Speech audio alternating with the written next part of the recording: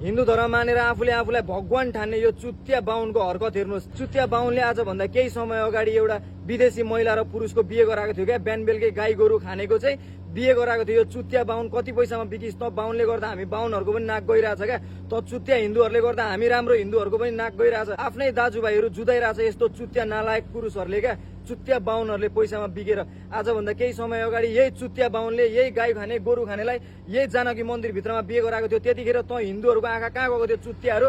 म पनि एउटा हिन्दू हो, तर त चुत्याहरू जस्तो पैसामा बिक्ने हिन्दू होइन हामी, बुझिस् नि।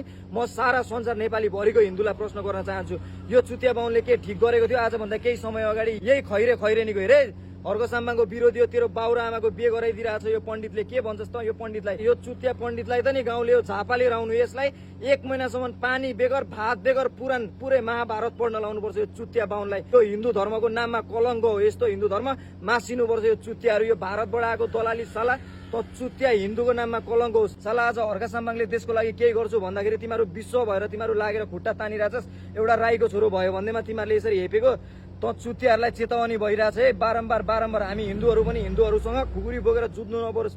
तिमीहरूलाई चेतावनी भइरहेछ। यो राम्रोसँगले कान खोलेर सुन। हिन्दूको